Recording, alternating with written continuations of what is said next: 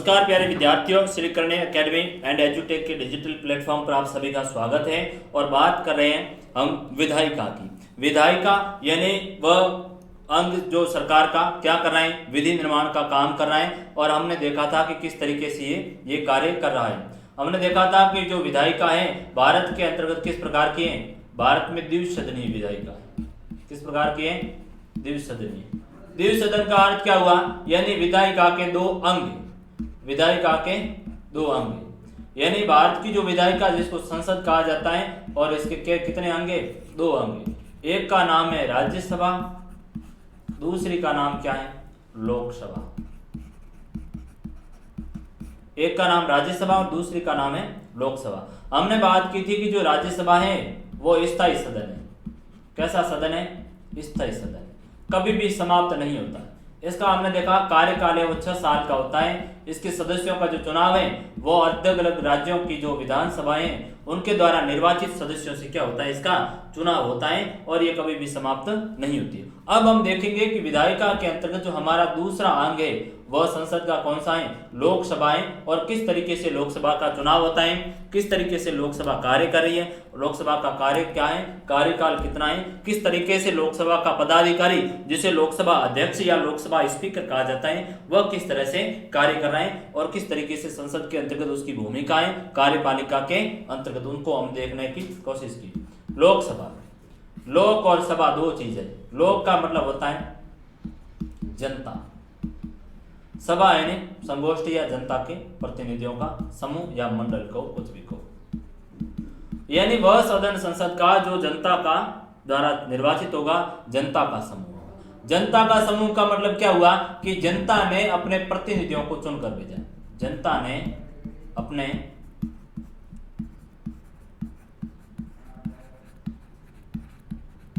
प्रतिनिधियों को चुनकर भेजा है और वे क्या करेंगे? वे जनता के हेतु कार्य करेंगे, जनता के प्रति उत्तरदायी होंगे और वे कहां पर है? लोकसभा के अंतर्गत बैठेंगे। तो ये देखेंगे लोकसभा। लोकसभा का जो चुनाव है वो कैसे होता है, उनका कार्यकाल कितना होगा, उन सभी को हम श्रृंखलाबद्ध रूप से देखेंगे कि इनका चुनाव है वो किस तरह से हो रहा है, इनका कार्यकाल है वो कितना होगा सदस्यों का, फिर इनके कार्य क्या होंगे, किन किन कार्यों के प्रति ये उत्तरदायी होते हैं, फिर इसके स्पीकर हैं उसकी स्थिति को हम देखेंगे, क्या स्थिति है कॉन्स्टिट्यूशन के अंतर्गत, किस तरीके से हाउस को चलाने में उसकी भूमिका होती है।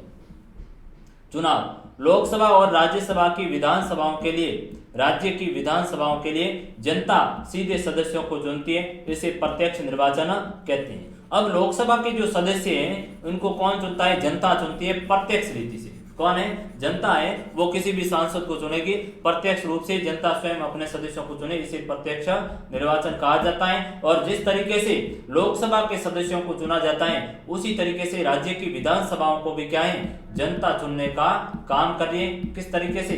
प्रत्यक्ष रूप से वोट के द्वारा। फिर लोकसभा चुनाव के लिए पूरे देश को क्या किया जाता है? अलग अलग लोकसभा सीटों के अंतर्गत लोकसभा के भाग में बांटा जाता है, लोकसभा संसदीय क्षेत्र जैसे। तो पूरे देश को क्या है? अलग अलग भागों में बांट दिया गया, भागों में बांट दिया जाता है, भागों में बांट दिया जाता है।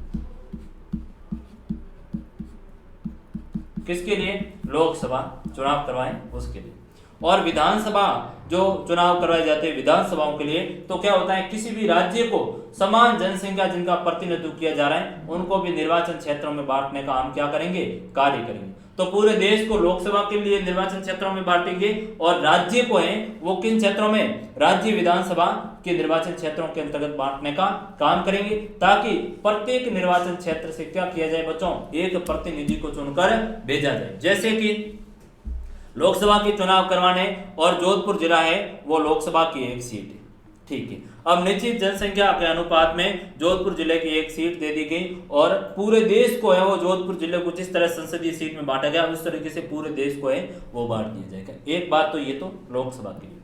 राज्यसभा के लिए बात करेंगे तो क्या करेंगे? राज्यसभा के लिए बात करेंगे तो जोधपुर जो सीट है तो उसको क्या करेंगे? विधानसभाओं के चुनाव के लिए अलग अलग टुकड़ों में बांट देंगे, निर्वाचन क्षेत्रों में बांट लेंगे। ओसिया एक अलग निर्वाचन क्षेत्र हो जाएगा या बिलाड़ा अलग निर्वाचन क्षेत्र हो जाएगा तिमरी अलग हो जाएगा, तो उस तरीके से लूणी अलग हो जाएगा। तो अलग अलग भागों के अंतर्गत हमने क्या किया, निर्वाचन क्षेत्रों में बांट दिया गया, ताकि जनता का क्या हो सके, प्रतिनिधित्व हो सके। और जो ये चुनाव होगा कैसे होगा, सार्वभौमिक वैश्विक मताधिकार के आधार पर होता है, और जनता प्रत्येक स्थिति से प्रत्येक व्यक्ति के मत का मूल्य दूसरे व्यक्ति के मत के बराबर होगा, सम्मान वोट का अधिकारी होगा। एक व्यक्ति है वो क्या देगा, एक व्यक्ति एक वोट देगा,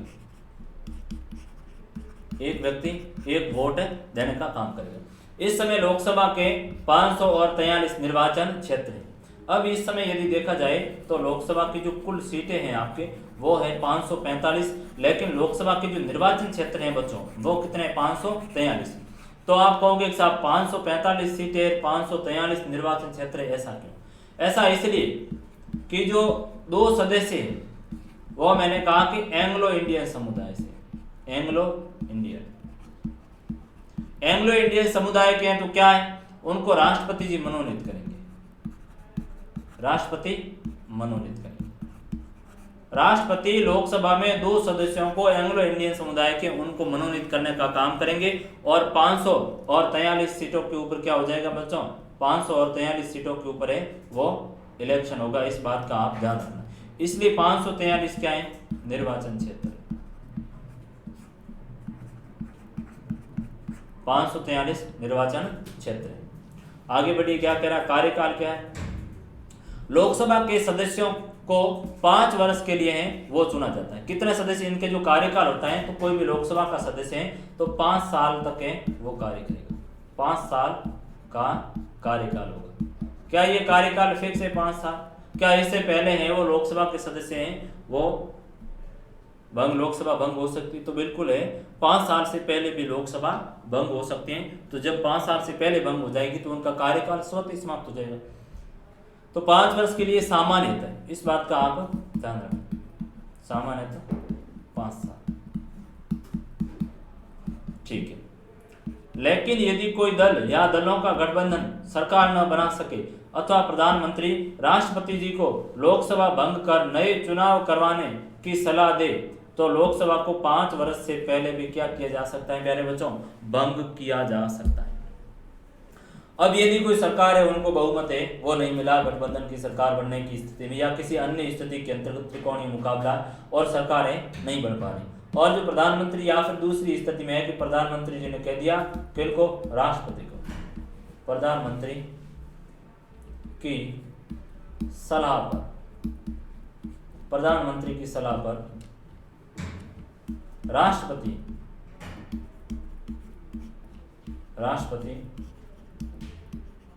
लोकसभा को समय से पूर्व भंग कर सकते हैं,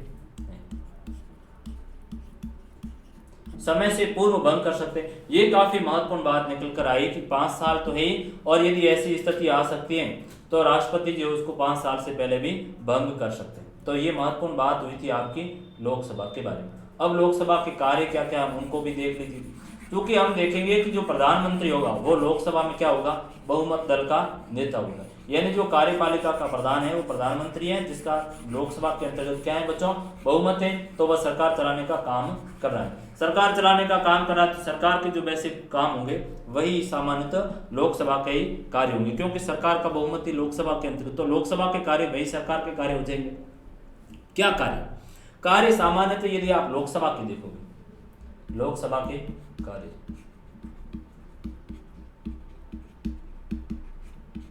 लोकसभा के कार्य, लोकसभा विधि निर्माण में भाग लेती है, विधि निर्माण में भाग लेती है। क्यों भाग लेती है विधि निर्माण में? क्योंकि लोकसभा भी क्या है, संसद का एक अंग है, सदन है, संसद का एक सदन है। तो संसद का सदन होने के नाते लोकसभा भी क्या करेगी, कानून निर्माण में भाग लेगी। तो कानून निर्माण के अंतर्गत लोकसभा भाग लेगी। दूसरी है, लोकसभा जो भाग लेगी वह राष्ट्रपति के निर्वाचन में भाग लेगी। उपराष्ट्रपति का निर्वाचन होगा उसमें भाग लेगी। राष्ट्रपति को हटाने में भाग लेगी, राष्ट्रपति जी को पद से हटाना है किस तरीके से? महाभियोग, इम्पीचमेंट के द्वारा है वो राष्ट्रपति जी को हटाया जा सकता है। महाभियोग की प्रक्रिया के द्वारा है वो हटाया जाएगा। तो महाभियोग की प्रक्रिया में कौन शामिल होगी? संसद के अंतर्गत लोकसभा, राज्यसभा। तो उसमें लोकसभा है वो भी राष्ट्रपति के ऊपर इम्पीचमेंट लाया जाता है, तो किसी भी सदन में लाया जा सकता है, और ऐसी स्थिति में लोकसभा भी क्या है? भाग लेगी। फिर लोकसभा क्या है? लोकसभा जो अगला जो महत्वपूर्ण कार्य होगा लोकसभा का, आप देखोगे तो सबसे बड़ी बात है कि सरकार को धन विधेयक या वित्त विधेयक, एक शब्द आता है वित्त विधेयक, धन विधेयक की शक्ति है वो लोकसभा को प्राप्त है।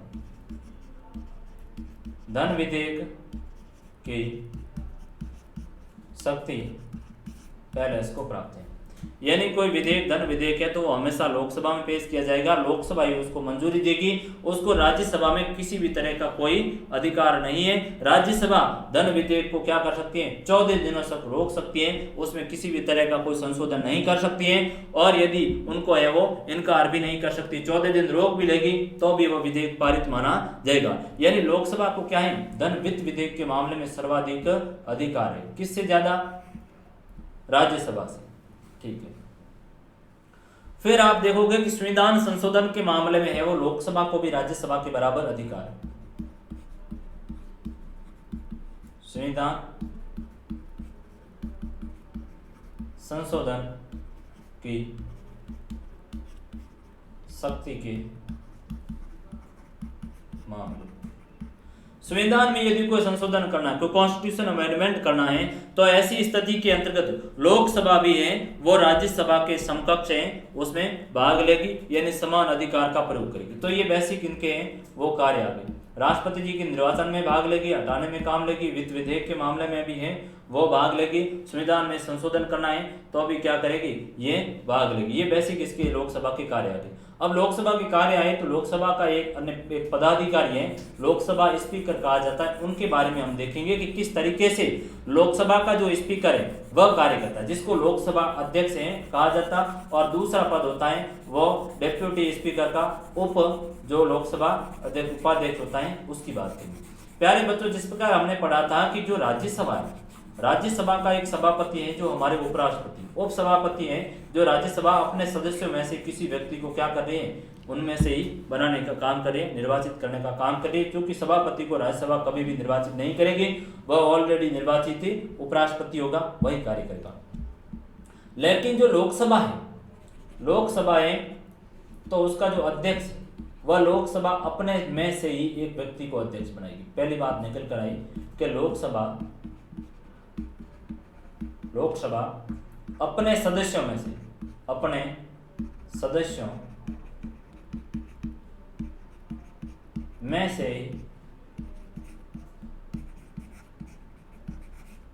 किसी व्यक्ति को लोकसभा का अध्यक्ष बनाने का कार्य करेगी। ठीक। दूसरा काम उपाध्यक्ष का है।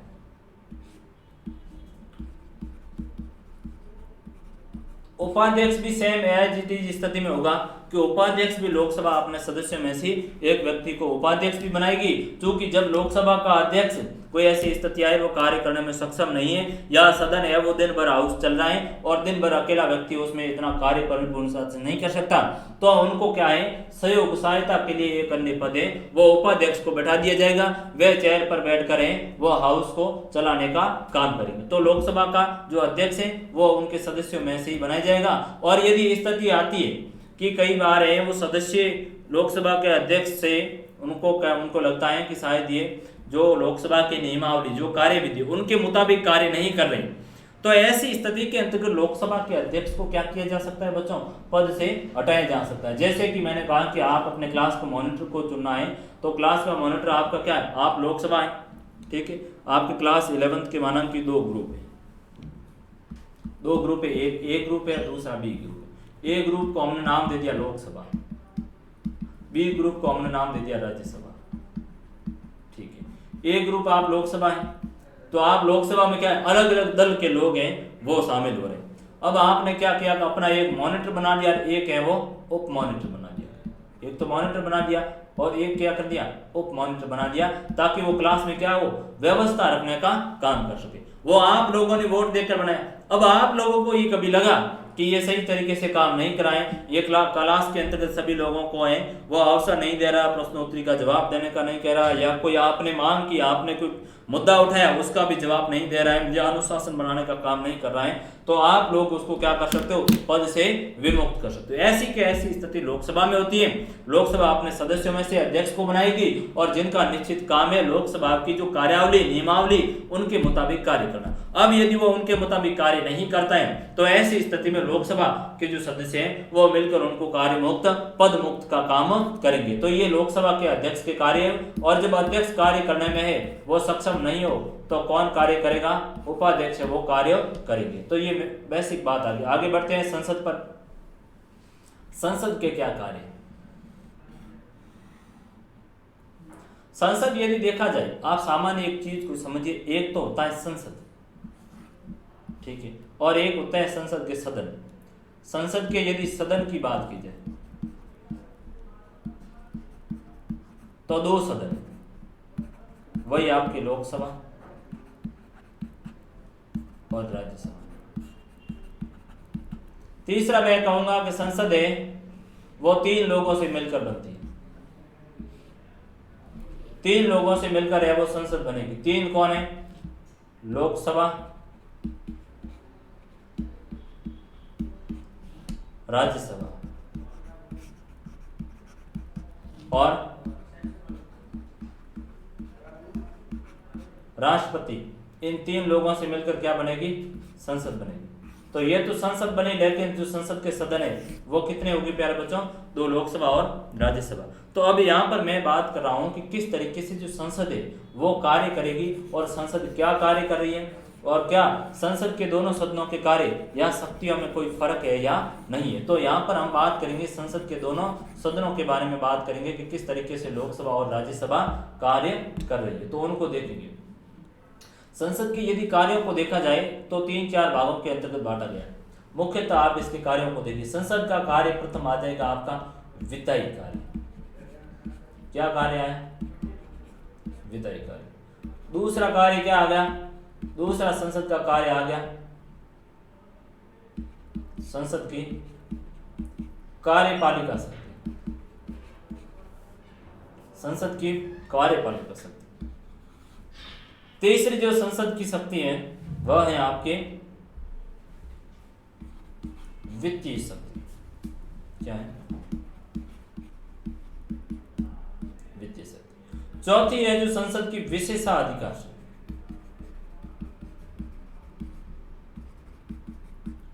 विशेषाधिकार शक्ति, विधायी शक्ति, कार्यपालिका शक्ति, वित्तीय शक्ति व विशेषाधिकार शक्ति। विधायी शक्ति पर बात करते हैं। विधायी का मैंने कहा कि वही विधि बनाने का। संसद की कानून निर्माण की शक्ति क्या होगी, संसद में यदि देखा जाए कोई कानून बनाना है, मुझे कानून ये बनाना है कि मैंने कह दिया कि वोट देने का जो सार्वभौमिक वैश्विक मताधिकार जिसमें आयु रखी गई है 18 साल। कितनी रखी गई, 18 साल। अब मुझे इस 18 साल को बड़ा करें 21 साल की उम्र करनी। एक मैं क्या ले आया, एक बिल लेकर आ गया। कहाँ पर, किसी भी सदन में एक बिल ले आया, बिल है वो लाया गया, बिल लाया गया। तो जो सदन है, संसद है, वह क्या करेगी, उस बिल को पास करने का काम करेगी। कहां पर, दोनों ही सदन से।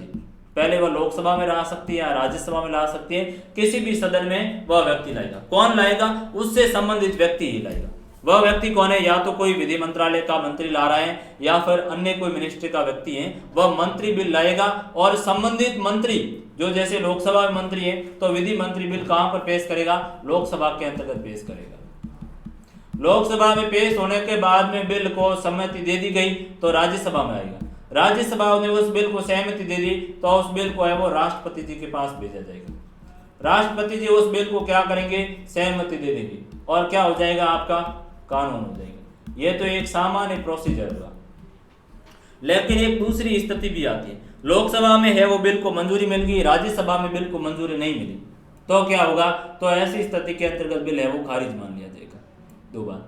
तीसरी बात यह है कि लोकसभा में बिल पारित हो गया, राज्यसभा में बिल भेजना है, तो राज्यसभा में बिल भेजा गया और राज्यसभा ने उसको पारित किया नहीं, परवर समिति को या कोई संसदीय समिति को है या जॉइंट समिति को भेज दिया गया कि ये समिति इस पर विचार करे, पहले हम इस पर किसी भी तरीके से वो मंजूरी नहीं देंगे। तो दूसरा प्रोसीजर में है वो कोई भी जो संसदीय समितियां हैं उन समितियों को भेज दिया जाएगा और वे समिति उस पर है वो निर्णय लेगी। समिति निर्णय लेने के बाद में वापस बिल को भेज दिया जाएगा उस हाउस में जिस हाउस ने पारित किया था कि ये समिति ने रिकमेंडेशन की है, ये समिति ने क्या की है, सिफारिश की है, तो उन सिफारिशों को क्या करनेगा, मानना पड़ेगा। उनको मानकर वापस लोकसभा उसको पास आउट करे, फिर आप राज्यसभा में भेजो और राज्यसभा उसको पारित करने के बाद में राष्ट्रपति जी के पास जाएगी और वह जो बिल है वो किसका रूप बन जाएगी, कानून का रूप ले लेगी। तो बेसिक यहाँ पर ध्यान है, संसद का जो पहला कार्य आया विधायी यानी विधि निर्माण का कार्य, संसद किस तरीके से विधि निर्माण के अंतर्गत काम करती है और क्या उसकी सामान्य नियम है। दूसरा काम आ गया संसद का काम है जो किसका, कार्यपालिका पर नियंत्रण, कार्यपालिका शक्ति। कार्यपालिका शक्ति का मतलब ये हुआ कि संसद है उसका आप देखोगे कार्यपालिका यानी जो सरकार है उसका बहुमत कहाँ है, लोकसभा के अंदर। तो दूसरी जो शक्ति है विधायी संसद की कि वह सरकार पर नियंत्रण रखे, क्या रखे, नियंत्रण रखे। नियंत्रण रखने का मतलब क्या हुआ, नियंत्रण रखने का मतलब यह हुआ कि सरकार है वो किसी भी तरह की तानाशाही की स्थिति में नहीं आई, उनसे निरंतर प्रश्न पूछा जाए कि आपको शिक्षा पर आपने कितने पैसे खर्च किए, नए सत्र में नए साल में आप शिक्षा पर क्या खर्च कर रहे हो, क्या नई एजुकेशन पॉलिसी आप लाए गए हो, क्या आपने निःशुल्क शिक्षा व्यवस्था की कोई अच्छी व्यवस्था की, क्या कोई नया तरीका आप लेकर आए हो एजुकेशन के अंतर्गत, क्या शिक्षा के अंतर्गत तकनीकी का आप समावेश कर रहे हो। तो वो सरकार पर नियमित रूप से वो संसद उनसे प्रश्न पूछेगा और उनको संबंधित मंत्री को जवाब देना पड़ेगा, सरकार को है वो जवाब देना पड़ेगा, क्योंकि सरकार है वो जनता के प्रति उत्तरदायी है, संसद के प्रति उत्तरदायी है। ऐसी स्थिति में सरकार है वो उनको जवाब देगी, तो सरकार को जवाब देना पड़ेगा। अब सरकार को धन भी चाहिए, सरकार ने कहा कि हम नई एजुकेशन पॉलिसी ला रहे हैं, इसलिए संपूर्ण जो विद्यालय उनके अंतर्गत मास्टरों की भर्ती करेंगे, इंफ्रास्ट्रक्चर ढांचा भी हमें डेवलप करना है और हमें इतने 1 लाख करोड़ रुपए की मानक की क्या है, जरूरत है। 1 लाख करोड़ रुपए, ठीक है, 1 लाख करोड़ रुपए की आपको आवश्यकता है, ठीक है, धन की आवश्यकता है। अब आप धन किससे मांग रहे हो, आप लोकसभा मांग रहे हो। तो लोकसभा ने क्या कहा, लोकसभा ने कहा कि 1 लाख करोड़ तो है वहां पर खर्च नहीं होंगे, आप एक काम करो, आप ले जाइए 1 लाख करोड़ नहीं ले जाइए, आप 50,000 करोड़ है वो लेके जाइए,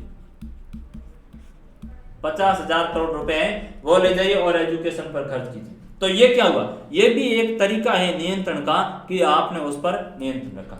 दूसरी कुछ एक अन्य व्यवस्थाएं भी हमारे संसद के अंतर्गत है कि आप नियंत्रण रूप से नियमित रूप से बहस करें सदन में। जब हाउस आपके सत्र में है तो ऐसी स्थिति में आप सवाल पूछ सकते हैं कि क्या प्रश्न काल में अलग अलग सवाल पूछे जा सकता है, शून्य काल में पूछा जा सकता है, अलग अलग मुद्दों पर है वो विचार विमर्श किया जाता है। इसके द्वारा सरकार के ऊपर क्या है, नियंत्रण स्थापित करने का काम करना है। तो ये कार्यपालिका होगी, वित्तीय होगी। और कुछ एक विशेषाधिकार शक्तियां भी संसद की हैं कि संसद के जो एमपी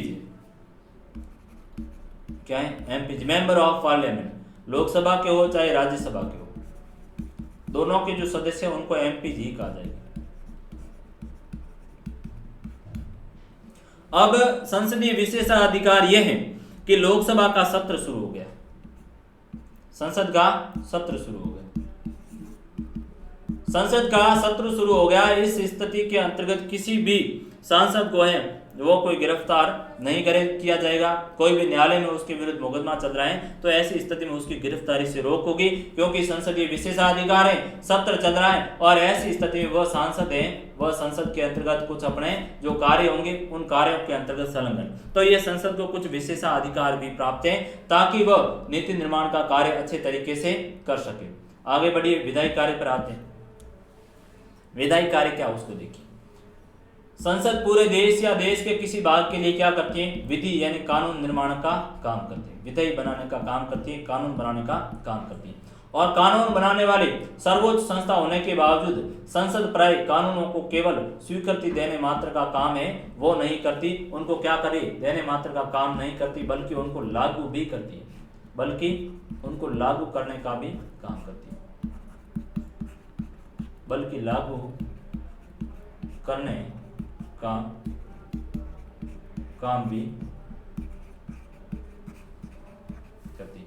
पहली बात आई कि जो संसद है उस संसद का कार्य ये हो गया कि जो संसद है वो पूरे देश के लिए कानून निर्माण का काम करेगी और साथ ही साथ उन कानून निर्माण करने के अलावा उन कानूनों को लागू करने का काम भी है वो भी कौन कर रही है, संसद ही कर रही है। क्यों? क्योंकि संसद के दो सदन, एक लोकसभा एक राज्यसभा, और लोकसभा के अंदर सरकार का बहुमत है तो सरकार उसको इम्प्लीमेंट करने का काम भी करेगी। ठीक है, आगे बढ़ी, क्या करें? आगे कह रही है कि विधेयकों को तैयार करने का वास्तविक काम तो किसी मंत्री के निर्देशन में नौकरशाही कर रही है। अब आपने कहा कि क्या सर ये वास्तव में रूप में संसद है वो ये विधेयक तैयार करे, तो हम देखेंगे कि कोई भी विधेयक है, कोई भी बिल है, तो वास्तविक रूप से तैयार करने का काम है वो संबंधित मंत्री करेगा। और वो मंत्री को कौन सहायता देगा, कौन सलाह करने का काम करेगा, वो नौकरशाही करेंगे। अफसर लोग हैं, बड़े स्तर के कैबिनेट सेक्रेटरी वगैरह लोग हैं या उनके विभागों के जो सलाहकार लोग हैं, वे लोग ही क्या करते हैं, उनको सलाह मशवरा देने का काम करते हैं, अफसर लोग।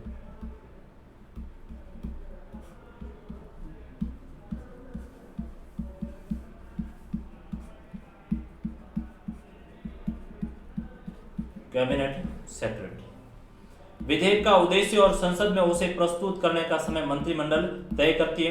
कोई भी महत्वपूर्ण विधेयक बिना मंत्रिमंडल की स्वीकृति के संसद में पेश नहीं किया जाएगा और संसद के अन्य निजी सदस्य भी कोई विधेयक प्रस्तुत कर सकते हैं, पर बिना सरकार के समर्थन के ऐसे विधेयकों का पास होने की क्या होती है, ये गुंजाइश कम होती है। यानी बात यह है कि कोई भी विधेयक है वो पेश संबंधित मंत्री करेगा और अन्य लोग हैं वो भी पेश करेंगे, तो वो निजी विधेयक प्रस्तुत किया जाएगा। लेकिन ये होती है कि जो सरकारी जो मंत्री पेश करेंगे उन बिल के पास होने की ज़्यादा संभावना होगी, क्योंकि वे प्रॉपर क्या है, मंत्री परिषद के सदस्य हैं और अन्य सदस्यों की है वो विधेयक पास होने की पॉसिबिलिटी कम रहती है। और बेसिक जो इनका ढांचा और प्रस्तुत करने का काम करेगा वो कौन करेगी, ये काम होगा वो मंत्रिमंडल का काम होगा।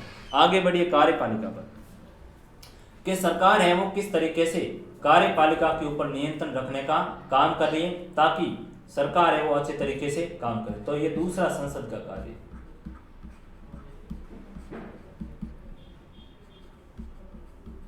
संसद का दूसरा कार्य कार्यपालिका पर नियंत्रण तथा उसका उत्तरदायित्व है वो सुनिश्चित करना।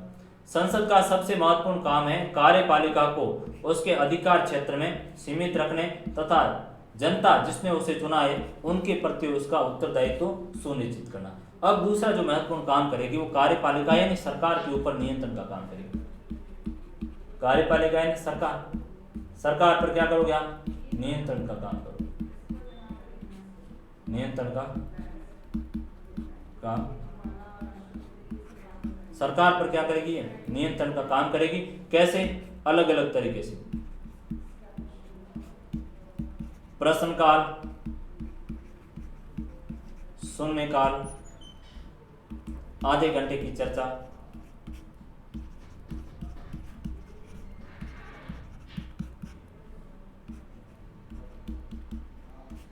तात्कालिक मुद्दे पर चर्चा,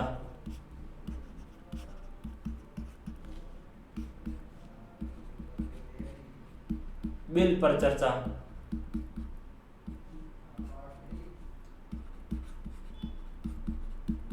विनियोग पर चर्चा, राष्ट्रपति के अभिभाषण भाषण पर चर्चा,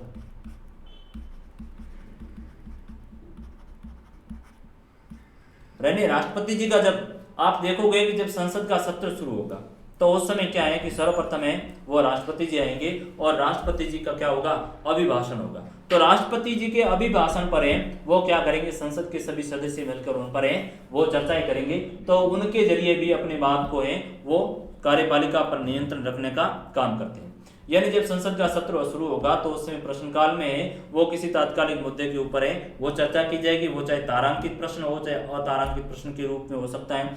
शून्यकाल में भी कोई जो राष्ट्रीय महत्व का मुद्दा है तो वह संसद के अंतर्गत उठाया जा सकता है और सरकार को बाध्य किया जा सकता है कि क्या आप इन पर ध्यान आपका है या नहीं है। आधे घंटे की एक चर्चा होती है जो सदन के प्रारंभ में और अंतिम के अंतर्गत जब सदन है वो समाप्त होता है, उसी स्थिति में आधे घंटे की चर्चा होगी और महत्वपूर्ण जो लोकहित का मुद्दा है उस पर क्या होती है, चर्चा होने का काम कर रहा है। तो ये अलग अलग तरीके होते हैं जिनके जरिए जो संसद है वो क्या करेगी, इन पर कार्यपालिका नियंत्रण रखेगी, यानी सरकार के ऊपर एक तरीके से नियंत्रण रखने का काम है वो कर रही है। फिर आगे बढ़ते हैं वित्तीय कार्य। सरकार को बहुत से काम करने पड़ते हैं और इन कामों पर धन की आवश्यकता होती है। ऐसी स्थिति में संसद है वित्त की मंजूरी देने का काम करे। अब जो कि हमने कहा कि जो सरकार है वो क्या कर रही है, पूरे देश हित के लिए काम करे, तो उसको लिए क्या करे, विभिन्न काम करने पड़ेंगे। तो सीधी बात है, कोई कार्य करोगे तो उसके लिए वित्त धन की आवश्यकता होगी, धन की आवश्यकता। यानी सरकार को वित्त या धन मुहैया करवाने हेतु कौन मंजूरी देने का काम कर रही है, संसद दे रही है। तब ये बात आई कि साहब जो धन है वो कहां से आ रहा है, कौन से संसाधनों से आ रहा है, और उन पर भी नियंत्रण कायम कौन कर रही है, सरकार, संसद कर रही है। सरकार को पूछेगी कि इस समय अवधि में माना कि आपके जो 2020 में आपको इतना कलेक्शन प्राप्त हुआ जीएसटी से, तो संसद बाकायदा उनसे पूछेगी कि इस समय अवधि में जीएसटी का जो कलेक्शन हुआ वो किन स्टेट से अच्छा आया, किस स्टेट से कम आया, यदि कम आया तो क्यों आया, और आया है तो आपने कहां कहां पर खर्च करने की है वो प्लानिंग बनाई गई है, योजना बनाई गई है। तो इनके जरिए क्या होता है बच्चों, नियंत्रण रखने का काम होता है। प्रत्येक सरकार कर वसूली के द्वारा अपने संसाधनों को बढ़ाना चाहती है, लेकिन लोकतंत्र में संसद कराधान तथा सरकार द्वारा धन के प्रयोग पर क्या रहता है, नियंत्रण रहते हैं। अब यदि लोकतंत्र के अंतर्गत हम देखेंगे तो संसद है वो कराधान और सरकार कर के द्वारा जो धन को एकत्रित करनी है तो उनके ऊपर है वो संसद नियंत्रण रखेगी कि एक हद से ज्यादा आप क्या है कर एकत्रित नहीं कर सकते, कराधान कर को ज्यादा एकत्रित नहीं कर सकते, क्योंकि एक हद से ज्यादा कराधान करोगे तो सीधी बात है जनता आपके विरोधी हो जाएगी और आप अलोकतांत्रिक तरीके से वो करें, जितनी किसी की इनकम नहीं है उससे ज्यादा तो आप कर की डिमांड कर रहे हो, तो ये अलोकतांत्रिक होता है। और लोकतांत्रिक राष्ट्र में संसद है वो कराधान और सरकार के द्वारा जो धन वसूला जाएगा उनके ऊपर क्या होता है बच्चों, नियंत्रण होगा। यदि भारत सरकार कोई नया कर प्रस्ताव लाए तो उसे संसद की स्वीकृति लेना आवश्यक है। अब भारत सरकार ने कोई नया टैक्सेस ले आई, जैसे जीएसटी ले आई थी, गुड्स और सर्विसेज टैक्स, तो हमने अमेंडमेंट किया कॉन्स्टिट्यूशन के अंतर्गत और संसद से बाकायदा हमें स्वीकृति लेनी पड़ी, क्योंकि संसद से बिना स्वीकृति के आप ऐसा नहीं कर सकते। संसद की वित्तीय शक्तियां उसे सरकार के कार्यों के लिए क्या कर रही है, धन उपलब्ध करवाने का काम कर रही है। संसद की वित्तीय शक्ति के तहत ही सरकार को क्या होता है, धन प्राप्त होता है, क्योंकि सरकार ये जो मूलतः धरातल पर काम करने का करती है। सरकार को अपने द्वारा खर्च किए गए धन का हिसाब तथा प्रस्तावित आय का विवरण संसद को देना पड़ता है। अब सरकार ने कितना खर्च किया, कितने आय, कितनी आमदनी हुई, तो उसके लिए सरकार क्या कर रही है, आय और व्यय का एक विवरण तैयार करवाती है, आय व्यय का वार्षिक विवरण। क्या कहा जाएगा, बजट कहा जाएगा। यानी सरकार क्या करती है, उसकी कितनी इनकम हुई है, आय कितनी हुई है, यानी उसको प्राप्तियां कितनी हुई, कितने पैसे उनको प्राप्त हुए और कितने व्यय यानी खर्च हुए, उनका क्या करेगा, एक साल भर का है विवरण तैयार करेगा, एक बजट बनाएगी, उसे एक विवरण तैयार करेगा, उसे क्या कहा जाएगा, बजट है वो कहा जाएगा। और बजट है वो सरकार क्या करेगी, संसद के अंतर्गत पेश करेगी और संसद है उनसे सवाल पूछेगी कि आपका जो बजट है इस साल इतना रहा, इस सत्र में, पिछले सत्र में वो अधिक था, क्या कारण रहा कि आपका बजट है वो कम रहा, और आगामी समय अवधि के लिए क्या क्या आपकी जो योजनाएं हैं, क्या आपकी कार्यविधि है, तो वो भी उस पर लगाम लगाने का काम कौन करेगी, संसद ही करेगी। संसद ये भी सुनिश्चित करती है कि सरकार न तो गलत खर्च करे और न ही ज्यादा, और संसद ये सब बजट और वार्षिक वित्तीय वक्तव्य के माध्यम से कर रही है। और संसद इस चीज की भी लगाम लगाने की कोशिश काम करती हैं कि सरकारें वो ज्यादा नहीं तो ज्यादा क्या करें, पैसे को खर्च करें गलत तरीके से और न ही कम करें, यानी जितनी जो आवश्यकता है उस आवश्यकता के मुताबिक है उसका यूटिलाइज किया जाए। ऐसा नहीं है कि सरकार ज्यादा उसका दुरुपयोग करे। तो ये काम कौन करेगी, संसद उन पर नियंत्रण लगाने का काम करेगी। इसका तरीका है बजट और वार्षिक वित्तीय विवरण के माध्यम से सरकार ऐसा, संसद ऐसा करेगी। फिर अगली बात आती है कि जो इसकी शक्ति हो प्रतिनिधित्व की शक्ति है। कौन सी है, प्रतिनिधित्व। प्रतिनिधित्व है किसी को कितना रिप्रेजेंट दिया रहा है, प्रतिनिधित्व है इसको एक नेतृत्व में हमने चुनाव पढ़ा तब हमने पढ़ा था रिप्रेजेंटेटिव यानी नेतृत्व, चुनाव और प्रतिनिधित्व, चुनाव व प्रतिनिधित्व हमने पढ़ा था। कहां पर? तीसरे अध्याय, चुनाव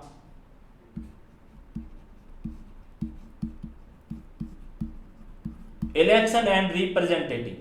किसी भी व्यक्ति को चुनावों में कितनी हिस्सेदारी मिल रही है या नहीं मिल रही है, देश के किस हिस्से से किन किन लोगों को प्रतिनिधित्व मिल रहा है, तो ये भी काम है वो संसद का कार्य है। संसद ये तय करेगी कि किस क्षेत्र से किन किन लोगों को प्रतिनिधित्व मिल रहा है, किन लोगों को है वो सामाजिक आधार पर प्रतिनिधित्व नहीं मिल रहा, किन लोगों को आर्थिक आधार पर स्थिति खराब है, और कुछ ऐसे धार्मिक समूह हैं जिनको भी क्या है रिप्रेजेंटेटिव उनका नहीं हो रहा है, तो उनके लिए संसद है कुछ ऐसी व्यवस्था करें ताकि सभी का है वो सामूहिक विकास हो, समन्वय के तौर पर उनका विकास हो और सभी का नेतृत्व हो। तो रिप्रेजेंटेटिव का कार्य भी कौन करेगी? आपकी संसद ही करेगी। संसद देश के विभिन्न क्षेत्रीय, सामाजिक, आर्थिक और धार्मिक समूहों के अलग अलग विचारों का क्या करती है प्यारे बच्चों? प्रतिनिधित्व करती है। क्षेत्रीय मुद्दे, फिर सामाजिक, आर्थिक और क्षेत्रीय यानी किसी भूभाग के अंतर्गत, किसी भूभाग के आधार पर यह तय करे कि उनका प्रतिनिधित्व है कितना नहीं। सामाजिक के आधार पर यानी वर्गों के आधार पर, कोई वर्ग है जैसे दलित है, शोषित, पीड़ित, महिला, इन वर्गों का क्या संसद के अंतर्गत सही प्रतिनिधित्व हो रहा है या नहीं हो रहा है। यदि इनका प्रतिनिधित्व नहीं हो रहा है सही तरीके से, तो तरीका यह है कि आप इनको किसी अन्य तरीके से यानी आरक्षण, रिजर्वेशन जैसी तरीके से इनको क्या किया जाए? प्रतिनिधित्व सदन में दिया जाए, ताकि ये अपने आप को है वो उपेक्षित न समझे और समाज की मुख्य धारा से अलग थलग नहीं समझे। तो इसके लिए क्या है व्यवस्था की गई कि इनको आरक्षण जैसी व्यवस्था के जरिए क्या किया जा सकता है? इनको सरकारी मशीनरी में शामिल किया जा सकता है, संसद के अंतर्गत शामिल किया जा सकता है। और कुछ ऐसे वर्ग है जिनका लोक सेवा में, एक हमारा जो आर्टिकल 16 है, जिनका है लोक अवसरों में, आर्टिकल 16 अनुच्छेद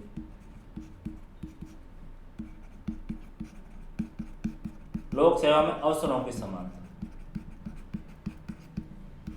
अवसरों की समानता यानी सरकारी नौकरियों वगैरह शिक्षण संस्थानों के अंतर्गत है वो सभी को समान प्रतिनिधित्व दिया जाए। जैसे दे दिया कि साहब जो या अल्पसंख्यक के समुदाय के लोग हैं और उनका है वो स्कूलों के अंतर्गत सही नेतृत्व नहीं हो रहा है, उनके बच्चों की तादाद कम है, तो तरीका ये इजाद किया जा सकता है कि आप उनको रिजर्वेशन दो या फिर उनके लिए ऐसी व्यवस्था करो कि उनके फीस में बिल्कुल शून्य की जाए, ऐसी व्यवस्था कीजिए।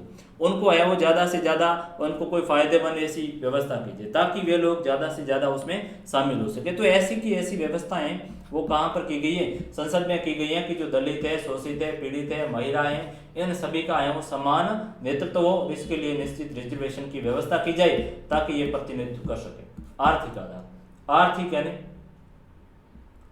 आर्थिक का मतलब है कि इनके पास पैसे, धन संपत्ति कितनी है कितनी नहीं। कुछ वर्ग ऐसे जो गरीब तबके के लोग हैं और उन लोगों का है गरीब तबके के जिनके रहने के लिए है वो भी सही ढंग का स्थान नहीं, तो क्या उनका जो रिप्रेजेंटेटिव है वे क्या संसद विधायिकाओं में जा सकते हैं या नहीं जा सकते? तो उनके लिए भी व्यवस्था बाकायदा की गई है कि संविधान की दृष्टि में सभी समान होंगे और कोई भी व्यक्ति है वो सार्वजनिक जीवन में चुनाव लड़ सकता है, चुनाव में भाग ले सकता है, उम्मीदवार बन सकता है, देश का प्रधानमंत्री भी बनने की क्षमता उस व्यक्ति में आप में यदि है तो आप कर सकते हो। यानी आर्थिक आधार पर है, किसी के साथ भेदभाव नहीं किया जाएगा और सभी समान रूप से उनका नेतृत्व हो। कुछ हैं वो धार्मिक समुदाय, कुछ ऐसे धर्म के आधार पर लोग हैं, ऐसे संप्रदायों के लोग हैं जैसे कि हैं आप कहोगे पारसी या फिर ईसाई है, तो इनकी आबादी बहुत ही कम है। इनकी आबादी बहुत कम है तो क्या किया जाए? इनकी जैसे हमने कहा कि एंग्लो इंडियन,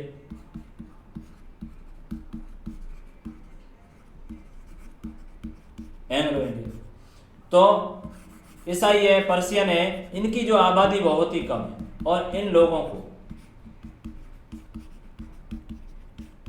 पारसी हैं, इससे इनकी आबादी बहुत ही कम है और इनका संसद के अंतर्गत नेतृत्व की क्या है, इनकी भूमिका बहुत ही गौण है। तो ऐसी स्थिति के अंतर्गत संसद ये व्यवस्था करें ताकि इन समुदायों की भी क्या हो सके, संसद के अंतर्गत उपस्थिति दर्ज की जा सके, इनका भी प्रतिनिधित्व हो।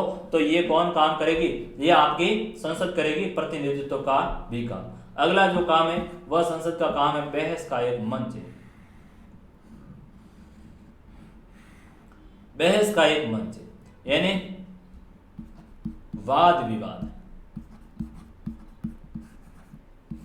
वाद विवाद का काम करना। संसद देश में वाद विवाद का सर्वोच्च मंच है और विचार विमर्श करने की उसकी शक्ति पर कोई अंकुश नहीं है। अब किसी भी तरह का कोई मुद्दा है तो बहस करना, वाद विवाद करना, बात को तर्क की कसौटी पर कसने का काम है वो संसद करेगी। जैसे कि कार्यपालिका सरकार है और सरकार से है वो संसद में किसी भी तरह का प्रश्न पूछा जाएगा, उनसे किसी भी बिल पर है विस्तृत चर्चा की जाएगी तो उस पर विस्तृत है वो बहस होगा, उस पर किसी भी तरह का अंकुश नहीं है कि आप इसी हद तक बोल सकते हो, वहां पर आपको पूर्ण बहस की स्वतंत्रता होगी। सदस्यों को किसी भी विषय पर निर्भीकता से बोलने की क्या होती है, स्वतंत्रता होती है। इससे संसद राष्ट्र के समक्ष आने वाले किसी एक या हर मुद्दे का विश्लेषण कर सके और ये विचार विमर्श हमारी लोकतांत्रिक निर्णय प्रक्रिया की क्या है बच्चों, आत्मा है। यानी जो संसद के अंतर्गत किसी भी मंच, किसी भी बात के ऊपर खुलकर वो चर्चा की जा सकती है और ये चर्चाएं निर्भीकता से करे ताकि राष्ट्र के समक्ष कोई समस्या आए, देश के समक्ष है वो कोई समस्या आए तो उनका है वो मुकाबला किया जा सके। जैसे कि हम हाल ही के अंतर्गत एक चर्चित मुद्दा चल रहा है कि भारत और चीन के मध्य है वो सीमा विवाद को लेकर मुद्दा चल रहा है, भारत व चीन सीमा विवाद, भारत व चीन के मध्य सीमा विवाद का मुद्दा चल रहा है। तो ऐसी स्थिति के अंतर्गत संसद में इस मुद्दे पर है वो पूर्णतः लोकतांत्रिक तरीके से बहस की जाए कि आखिर में क्या किया जाए ताकि सभी मिलकर एक इसका निश्चित सॉल्यूशन निकाला जाए कि ये जो स्थिति है द्वंद्व की, ये जो डिलेमा की स्थिति है, इस कॉन्फ्लिक्ट की स्थिति को दूर किया जाए। तो ये एक बड़ा मंच है कि संसद में सदस्य मिलकर इसका कोई निराकरण कर सकते हैं। तो ये विचार विमर्श करना हमारे लोकतांत्रिक निर्णय की क्या है, आत्मा है और ये संसद काम कर रही है। कहाँ पर, सार्वजनिक जीवन में बहस करने का काम संसद का होगा। फिर है संवैधानिक कार्य, यानी संसद कुछ संवैधानिक कार्य भी कर रही है।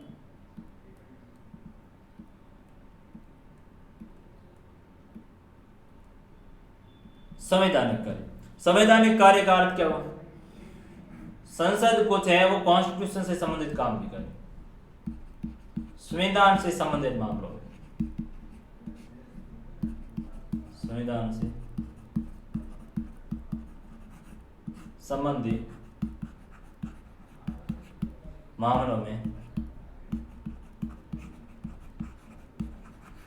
संसद भी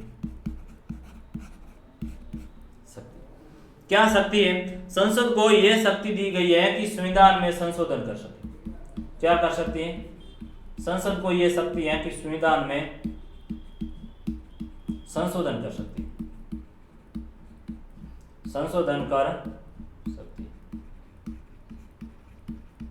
संविधान में संशोधन का मतलब हुआ ये कि संसद को यह अधिकार प्राप्त है कि संविधान में से कुछ उपबंध को क्या किया जा सकता है, जोड़ा जा सकता है। कुछ उपबंधों को क्या होगा, जोड़ने को स्वतंत्र है, कुछ उपबंधों को क्या है, हटाने के लिए स्वतंत्र है, और कुछ उपबंध है वो नवीन उपबंध भी ला सकती है।